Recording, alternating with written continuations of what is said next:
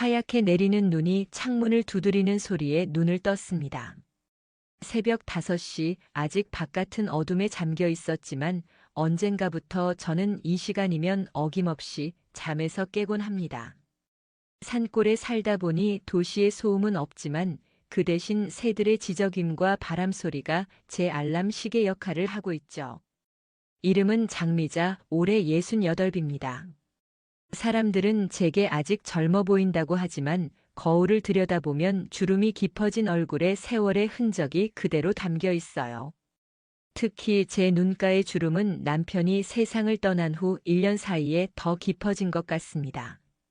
침대에서 일어나 창밖을 바라보니 밤새 내린 눈이 마당을 하얗게 덮고 있었어요. 강원도 산골짜기에 살다 보니 겨울이면 눈이 많이 내립니다. 처음에는 그 풍경이 너무 아름다워서 남편과 함께 창가에 앉아 눈 내리는 모습을 바라보며 행복해했지만 이제는 그 눈이 두렵기만 해요. 혼자서 눈을 치워야 하고 무엇보다 이 깊은 산속에서 고립된다는 생각에 불안감이 밀려옵니다. 여보, 오늘도 좋은 하루 보내세요. 침실 협탁에 있는 남편 사진을 바라보며 인사했습니다. 3년 전 우리는 서울 생활을 정리하고 이곳 강원도 산골로 귀촌했어요. 도시의 복잡한 삶에서 벗어나 자연과 함께하는 노후를 꿈꿨던 남편의 소원이었죠. 처음에는 저도 그 결정이 마음에 들었어요. 하지만 1년 전 갑작스러운 병으로 남편이 세상을 떠나고 나니 이 모든 것이 무의미해졌습니다. 남편은 차 운전을 도맡아 했었는데 혼자 남으니 가장 큰 문제가 교통이었어요. 면허가 있긴 하지만 젊은 시절 잠깐 운전했을 뿐 이런 산길은 엄두도 나지 않았습니다. 게다가 남편이 몰던 차도 낡아서 고장이 잦았어요. 결국 차를 팔고 완전히 고립된 생활을 하게 됐죠. 그런 저에게 유일한 희망은 강원도에서 지원하는 1,000원 택시였습니다. 교통 취약 지역 주민들을 위해 읍내까지 단돈 1,000원에 이동할 수 있는 서비스죠. 일주일에 2번 이 택시를 타고 읍내에 나가 장을 보고 병원도 가고 사람 구경도 합니다. 그렇게라도 외부와 연결되어 있다는 것이 큰 위안이 되었어요. 오늘도 읍내에 나갈 예정이었습니다. 냉장고가 거의 비었거든요. 간단히 아침을 먹고 옷을 챙겨 입었습니다. 두꺼운 패딩에 목도리, 장갑까지 단단히 준비했어요. 산속은 읍내보다 기온이 더 낮거든요. 택시가 오기로 1시간 10분 전 현관문 앞 벤치에 앉아 기다렸습니다. 하얀 입김이 나오는 추운 날씨였지만 기사님을 기다리는 이 시간이 묘하게 설레었어요. 아마도 일주일에 2번뿐인 외출이기 때문이겠죠. 멀리서 익숙한 택시 소리가 들려왔습니다. 언덕을 돌아 푸른색 택시가 모습을 드러내자 저도 모르게 미소가 지어졌어요. 미자 씨, 오늘도 일찍 나오셨네요. 택시에서 내린 김동수 기사님의 목소리는 항상 그렇듯 활기차고 친근했습니다. 63세 나이에도 불구하고 그는 항상 건강해 보였어요. 목 좋은 강원도 사투리와 구수한 웃음소리가 매력적인 사람이었죠. 네, 기사님. 오늘은 장을 많이 봐야 해서요. 제가 답하자 그는 웃으며 택시 문을 열어주었습니다. 이런 작은 배려가 혼자 사는 저에겐 큰 위안이 되곤 했어요. 오늘은 눈이 좀 내린다더니 진짜 왔네요. 산길 조심해서 가야겠어요. 택시에 오르자 동수 씨가 말했습니다. 항상 그는 날씨 이야기로 대화를 시작했어요. 처음에는 형식적인 대화라고 생각했지만 시간이 지나면서 그의 진심 어린 걱정이라는 것을 알게 되었죠. 네, 오늘 장 빨리 보고 일찍 들어와야겠어요. 눈 많이 내리면 집에 갇힐 수도 있으니까요. 걱정 마세요. 제가 안전하게 모셔다 드릴게요. 그의 말에 안심이 되었습니다. 택시는 산길을 따라 천천히 내려갔고 우리는 평소처럼 이런저런 일상 이야기를 나누었어요. 들판의 농사 이야기, 읍내 소식, 날씨 변화. 별것 아닌 대화였지만 혼자 살다 보니 이런 수다가 그리웠던 터라 즐거웠습니다. 동수 씨는 자녀분들이 잘 지내세요? 네, 다들 바빠서 자주 못 보지만 가끔 전화해요. 큰 아들은 부산에서 직장 생활하고 작은 아들은 서울에서 대학 다니고 있어요. 명절에나 얼굴 볼 수 있죠. 저도 그래요. 아들, 딸 다 서울에 있어서 명절에나 봐요. 전화로 안부만 묻고. 잠시 침묵이 흘렀습니다. 우리 둘 다 비슷한 처지였어요. 자녀들은 도시에서 자신의 삶을 살고 우리 같은 노인들은 외딴 곳에서 외로움을 달래며 살아가는 거죠. 미자 씨는 혼자 산골에서 지내시기 많이 힘드시죠? 그의 진지한 질문에 잠시 생각했습니다. 평소 이런 깊은 대화는 나누지 않았는데 오늘따라 그의 말투가 더 진지하게 느껴졌어요. 처음엔 정말 힘들었어요. 남편이 갑자기 떠나고 혼자 남으니 모든 게 무섭더라고요. 특히 밤이 제일 두려웠어요. 그럴 만하죠. 저도 아내가 먼저 가고 3년 동안 혼자 지내보니 알아요. 그 외로움이 어떤 건지. 순간 동수 씨의 눈빛이 흔들렸습니다. 그도 저와 같은 상처를 가지고 있었군요. 전에는 몰랐던 사실이었어요. 아, 저도 몰랐어요. 동수 씨도 혼자셨군요. 네, 5년 전에 아내가 암으로 떠났어요. 그 후로 혼자예요. 처음에는 서울에서 살았는데 너무 힘들어서 고향인 이곳으로 내려왔죠. 그래도 택시 일이라도 있으니 사람들 만나고 하루하루 버티고 있어요. 그의 고백이 가슴에 와닿았습니다. 우리는 서로 다른 길을 걸어왔지만 결국 같은 상처를 안고 이 산골에서 만난 거였어요. 가끔은 누군가와 대화하고 싶을 때가 있어요. 텔레비전 소리가 친구가 되는 날도 있고, 제 말에 그가 공감하듯 고개를 끄덕였습니다. 그래서 저는 미자 씨 태우러 오는 날이 기다려져요. 이렇게 이야기도 나누고, 그 말에 얼굴이 살짝 뜨거워졌습니다. 나이 60이 넘었는데도 이런 감정이 들다니 스스로도 놀랐어요. 택시가 읍내에 도착했고 동수 씨는 제가 장을 볼 동안 기다려주겠다고 했습니다. 보통은 다른 손님을 태우러 가곤 했는데 오늘은 왠지 특별한 날처럼 느껴졌어요. 장을 보는 내내 마음이 설레었습니다. 필요한 것들을 빠르게 담고 평소보다 조금 특별한 식재료도 몇 개 골랐어요. 문득 동수 씨에게 뭔가 대접하고 싶다는 생각이 들었거든요. 늘 친절하게 대해준 그에게 작은 보답을 하고 싶었어요. 장을 마치고 나오니 하늘이 더 어두워져 있었습니다. 눈도 조금씩 내리기 시작했고요. 미자 씨, 빨리 집에 가야겠어요. 일기예보에서 오늘 저녁부터 눈이 많이 온다고 했거든요. 동수 씨의 말에 서둘러 택시에 올랐습니다. 택시는 읍내를 벗어나 산길로 접어들었고 우리는 날씨 이야기를 하며 집으로 향했어요. 그런데 시간이 갈수록 눈은 더 거세게 내리기 시작했습니다. 창밖으로 보이는 세상은 점점 하얀색으로 변해갔고 도로 상태도 나빠지고 있었어요. 이러다 길이 막힐지도 모르겠네요. 동수 씨가 걱정스러운 표정으로 말했습니다. 그의 말처럼 산길은 이미 눈으로 하얗게 덮여가고 있었어요. 괜찮을까요? 너무 위험하면 읍내로 돌아가는 게 나을지도. 제가 걱정스레 물었지만 동수 씨는 괜찮다며 천천히 운전했습니다. 하지만 산길이 깊어질수록 눈은 더 많이 쌓이고 가시거리도 짧아졌어요.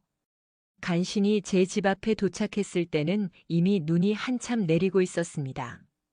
하늘은 완전히 어두워졌고 눈보라가 거세게 몰아치기 시작했어요.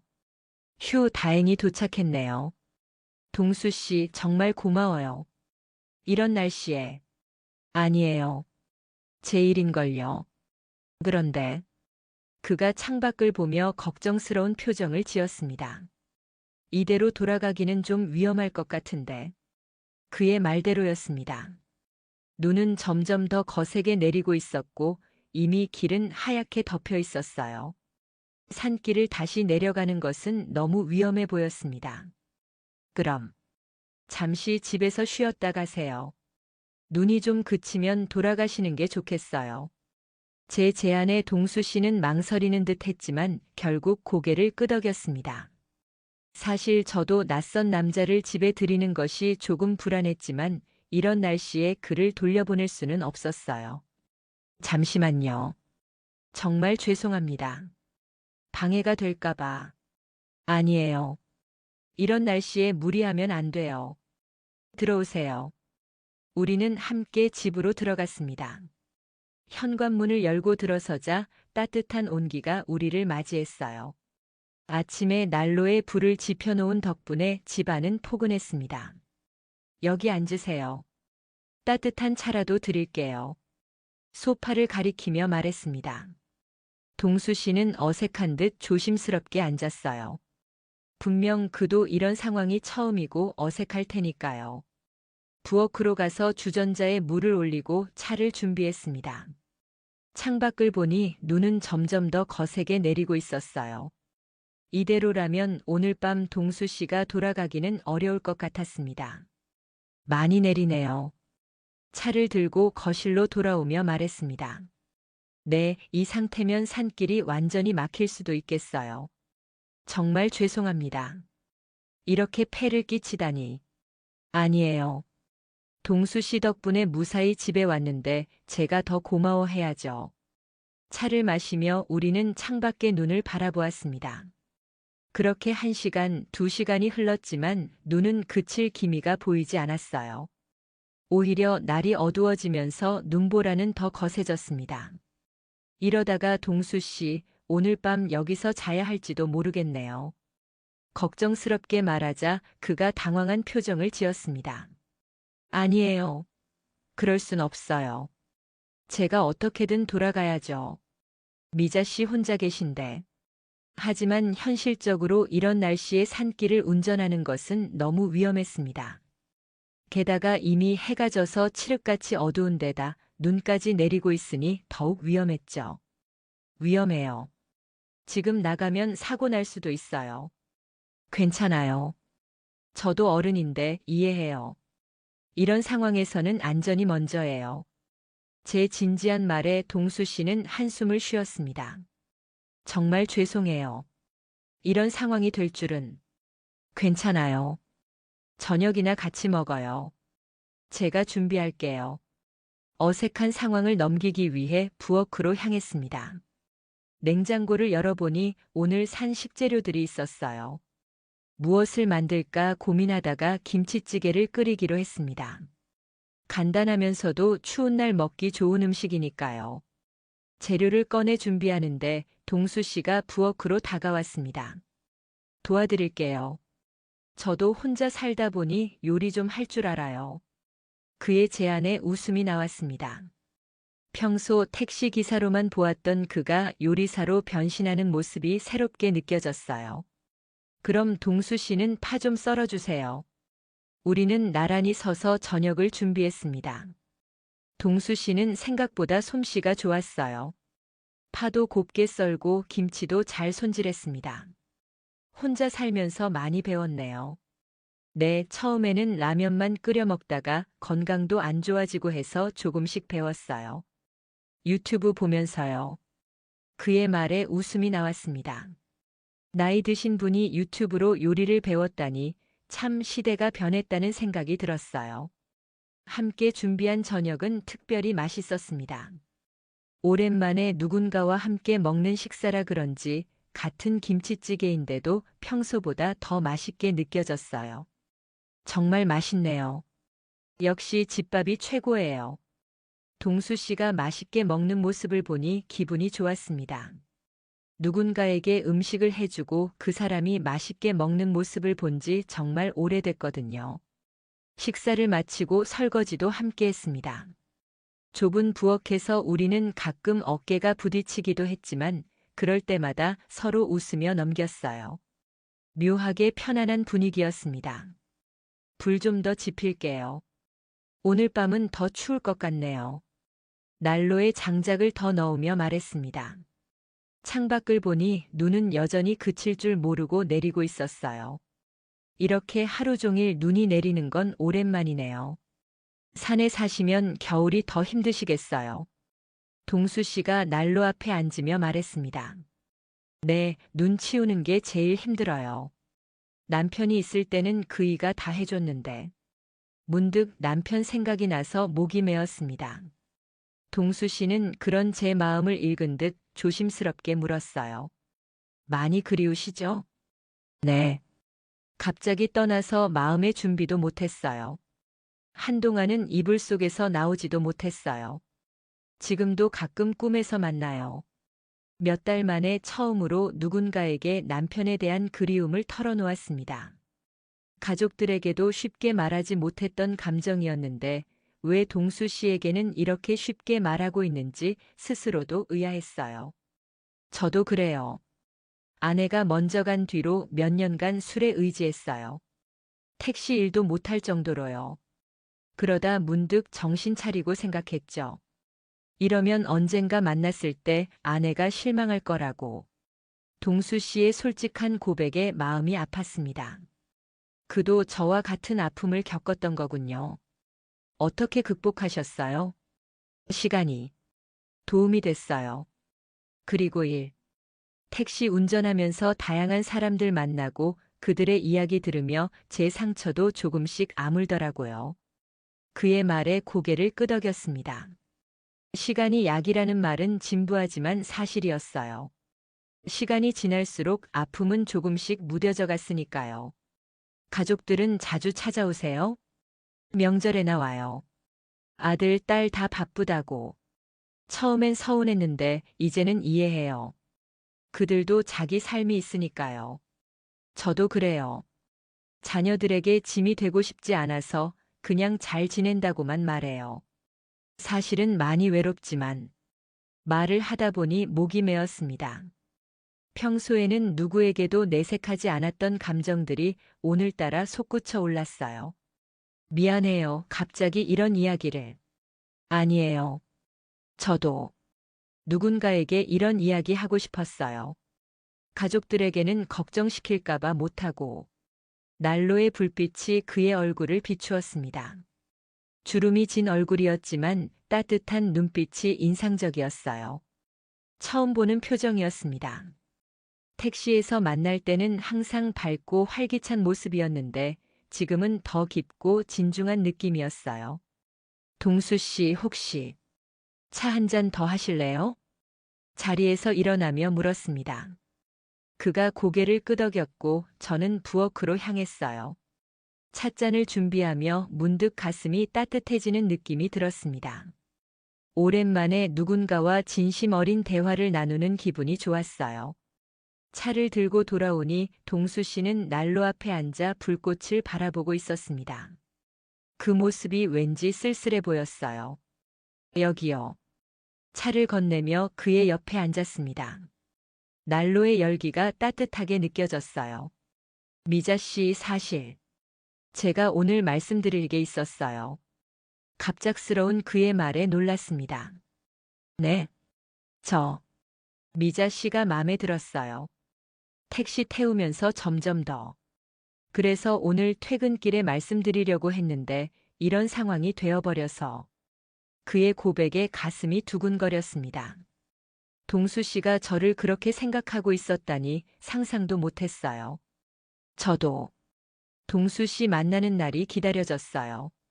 제 입에서 나온 말에 스스로도 놀랐습니다. 평소라면 절대 하지 않았을 고백이었거든요. 하지만 오늘 밤 난로 앞에서 나눈 대화와 함께한 시간이 제 마음을 열게 만든 것 같았어요. 동수 씨의 얼굴에 미소가 번졌습니다. 그 미소가 참 따뜻해 보였어요. 정말요? 제가 너무 큰 기대를 한 건 아닌지 걱정했는데. 아니에요. 저도 느꼈어요.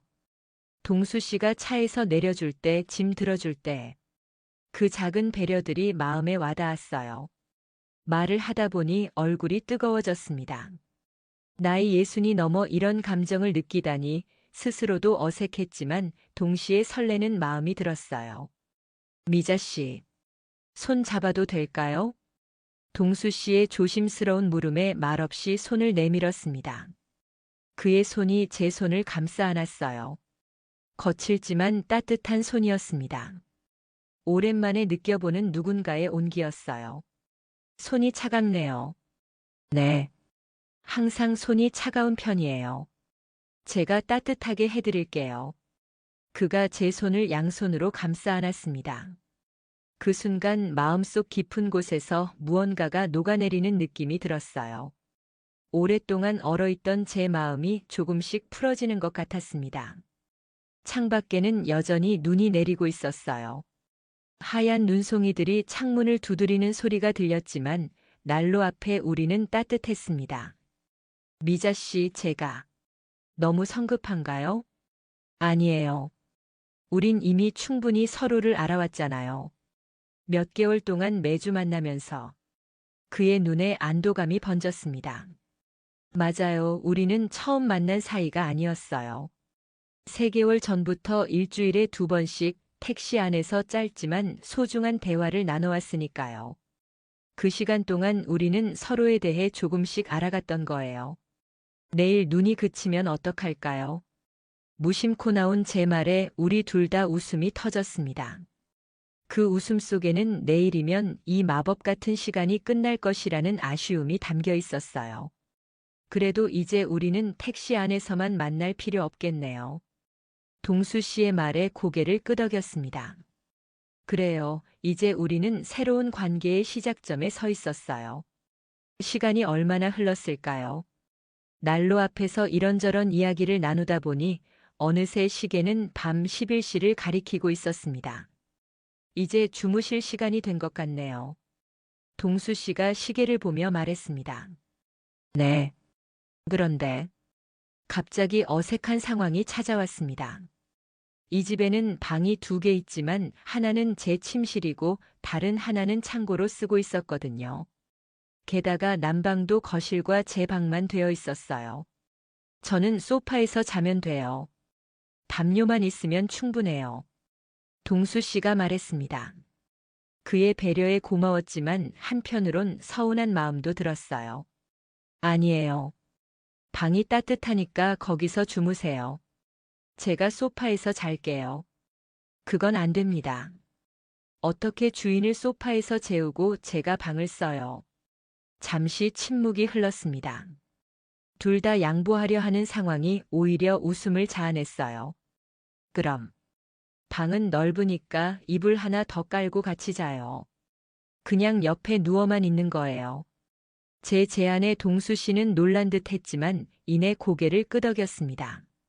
네, 그렇게 하겠습니다. 불편하실까봐 걱정됐는데. 괜찮아요. 우리 이제 서로 믿을 수 있잖아요.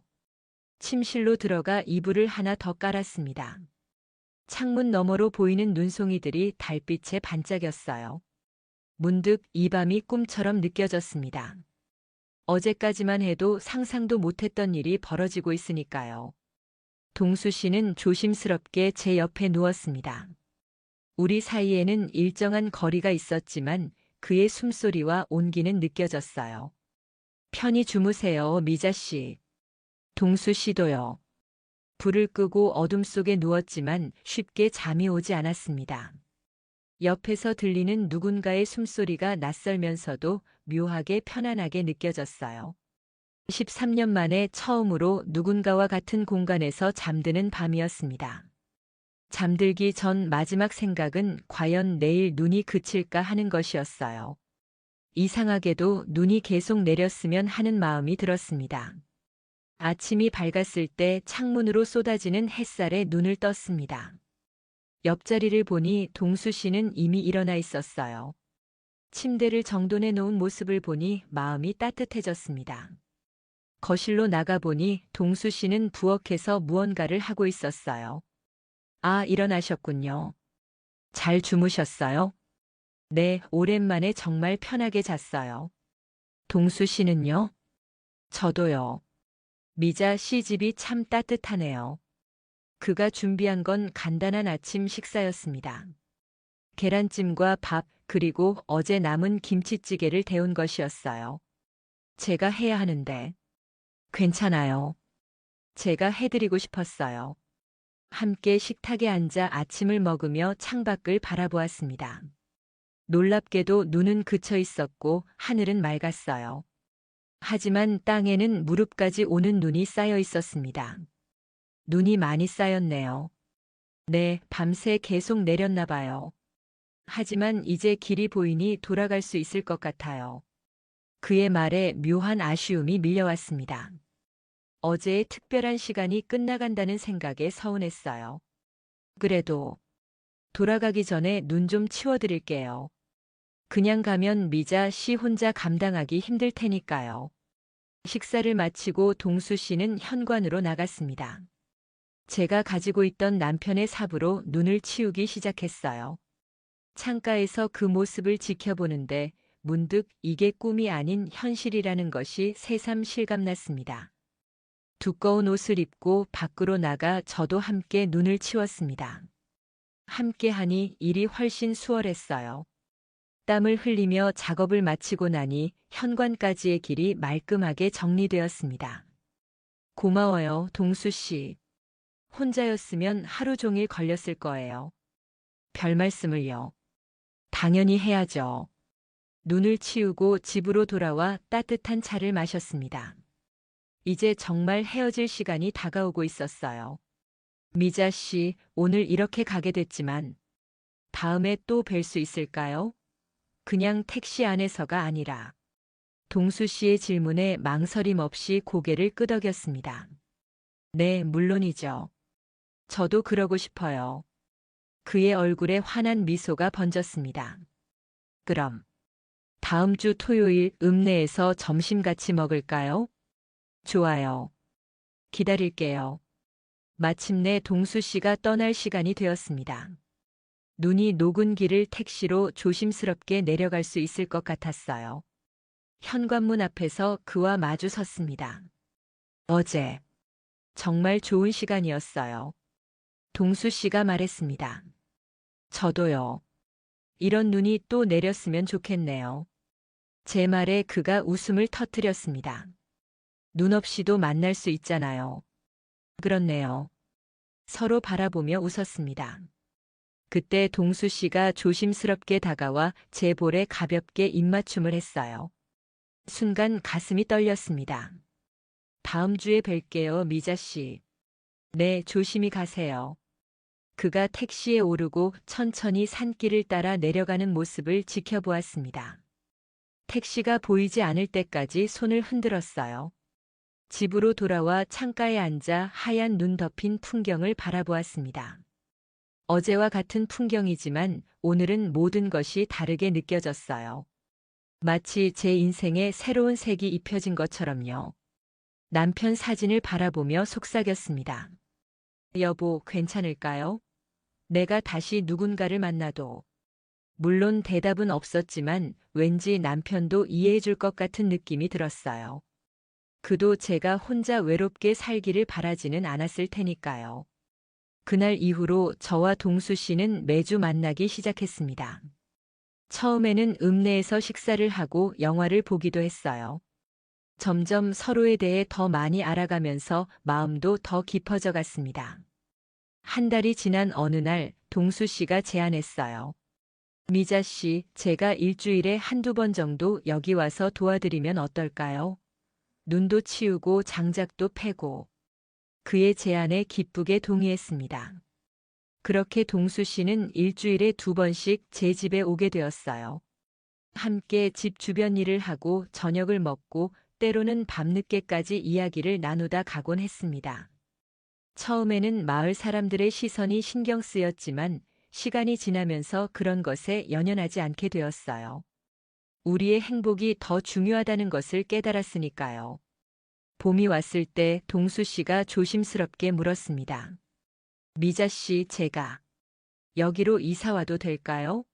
물론 따로 살겠습니다. 그냥 가까이 있으면서 미자 씨를 돕고 싶어요. 그의 제안에 깊이 생각했습니다. 사실 저도 동수 씨가 더 가까이 있었으면 하는 마음이 있었어요. 하지만 너무 서두르고 싶지는 않았습니다. 동수 씨, 우선은 지금처럼 자주 오가는 게 어떨까요? 서두르지 말고 천천히. 그는 제 말에 이해한다는 듯 고개를 끄덕였습니다. 네, 미자 씨 마음을 존중할게요. 서두르지 않겠습니다. 그 후로도 우리의 관계는 계속되었습니다. 여름이 오고 텃밭에 함께 채소를 심었어요. 가을이 되어 수확을 하고 김장을 함께 했습니다. 그렇게 계절이 바뀌는 동안 우리의 마음은 더욱 깊어져 갔어요. 그리고 다시 겨울, 우리가 처음 특별한 인연을 맺은 그 계절이 돌아왔습니다. 미자 씨, 기억나요? 작년 이맘때, 동수 씨가 창밖에 눈을 바라보며 말했습니다. 네, 어떻게 잊을 수 있겠어요. 그날 눈이 아니었다면 우린 지금 이렇게 함께 있지 못했을 거예요. 맞아요. 그 눈은 마치 우리에게 선물처럼 내려준 거였어요. 그날 저녁 동수 씨는 작은 상자를 꺼냈습니다. 열어보니 소박하지만 예쁜 반지가 들어 있었어요. 미자 씨, 우리 결혼할까요? 늦은 나이에 만난 우리지만 남은 인생 함께 하고 싶어요. 눈물이 났습니다. 이런 날이 다시 올 줄은 몰랐어요. 누군가에게 사랑받고 또 누군가를 사랑하는 이 감정이 이렇게 다시 찾아올 줄은요. 네, 동수 씨. 함께 해요. 그렇게 우리는 약혼을 했고 이듬해 봄 조용한 결혼식을 올렸습니다. 마을 사람들과 가족들 앞에서 새로운 시작을 약속했어요. 지금 우리는 이 산골에서 함께 살고 있습니다. 동수 씨는 여전히 택시 일을 하고 저는 텃밭을 가꾸며 평화로운 일상을 보내고 있어요. 더 이상 외롭지 않고 두렵지 않습니다. 내 곁에 함께 눈을 치우고 장작을 패고 밤에는 따뜻한 이불 속에서 서로의 온기를 나눌 수 있는 사람이 있으니까요. 가끔은 그날 밤 내렸던 눈을 생각합니다.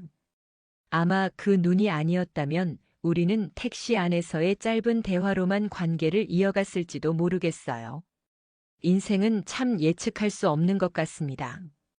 가장 춥고 외로운 날에 가장 따뜻한 사랑이 찾아오다니.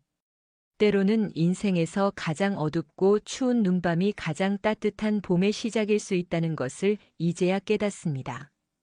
늦은 나이에 만난 사랑이지만 그 사랑은 젊은 시절의 그 어떤 감정보다도 깊고 단단합니다.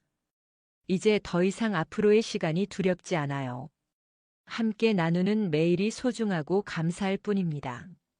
이야기가 재미있으셨나요? 좋아요와 구독으로 응원해 주시면 더 많은 감동적인 이야기로 찾아뵙겠습니다. 여러분의 작은 관심이 저에게는 큰 힘이 됩니다. 감사합니다.